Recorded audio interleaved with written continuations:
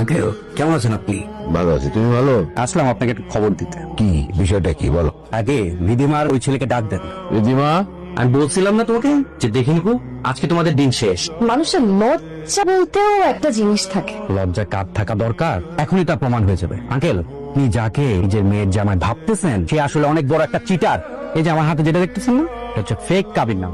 মাহিন হচ্ছে রিদিমার ভাড়া করা লো গ্রেডের অ্যাক্টর। কি আলাদা বলতেছেন আপনি? হ্যাঁ, কে লোকের একটা?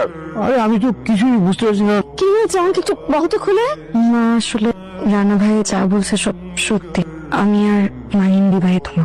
মানে কি তোরা বিয়ে করিসনি? তাহলে যে তোরা এতদিন একসাথে থাকলি? হয় না, মানুষ হলে এগুলো কি বলবে? আমাদের আপনি হাইপার হবেন না। আপনি বিশ্বাস করেন আমাদের বিয়ে হয় না, আমাদের মধ্যে কিচ্ছু হয় না, আমরা নিষ্পাপ। ছেলে এরকম বললো কেন মাহি? মায়ের আমি তোমাকে অনেক বিশ্বাস করছিলাম। বাবা যা হয়েছে সব আমার দোষ, এখানে মাহিন ভাইয়ের কোনো দোষ নেই।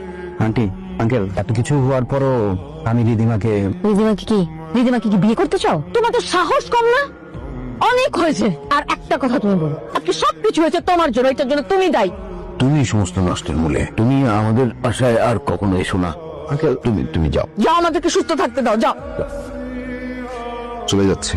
আপনার জন্য শুভকামনা। যে কয়টা দিন আপনাদের বাসায় ছিলাম আমার খুব ভালো কেটেছে। আমি যদি কোনো ভুল ত্রুটি করে থাকি সেটার জন্য আমাকে ক্ষমা করবেন। মন খারাপ? কিছু বলবি? বলতে পারিস। আমি কিন্তু তোকে দেখে বুঝতে পারছি তুই কিছু বলবি। বল। মা, আমি আর দেশে থাকতে পারবো না। দেশে থাকার মতন আমার কোনো কারণ নেই। আমরা তো তোর কাছে কিছুই না, থাকবি কেন? আমার তো মনে হয় মাহিমের জন্য তুই এরকম করছিস।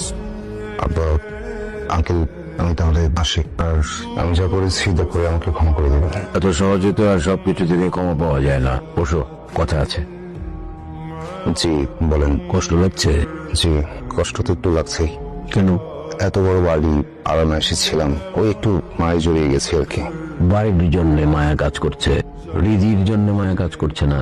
জি মানে না। দেখো, আমার তো বয়স কম হয়নি, এমনি এমনি তো চুল পাকেনি। চোখের দিকে তাকিয়ে বুঝতে পারি তুমি হৃদিকে ভালোবাসো। সত্য কথাটা বলো। সত্য বললে তো আর সব হয় না। আমি না হয় রীতিকে ভালোবাসি, কিন্তু রীতি ভালো না বাসলে তো আর হলো না। হৃদি যদি তোমাকে ভালোবাসেও তারপরেও কিছুই হবে না। তুমি একটা গর্ধ, অতি বোকা একটা ছেলে। তুমি জানোই না কিভাবে ভালোবাসা আদায় করে নিতে হয়। তাহলে কি করবো আমি? যে বলে ফেল। একটা জিনিস বুঝিস, ভালোবাসা হেঁটে হেঁটে আসে না, ভালোবাসা অর্জন করে নিতে হয়। কিন্তু মা, যদি আমার না সত্যি অবাক হচ্ছে, তুই আমার মেয়ে, এত সাহস দিয়ে আমি বড় করলাম, তুই তো দুর্বল মনে আর আমি ভাবতে পারছি না। বলবি আমার মেয়ে, সাহস করে গিয়ে বলবি। আর যদি সেটা না পারো তাহলে আমার সামনে আর কখনো আসবে না, ঠিক আছে? যাও। যা তো যা।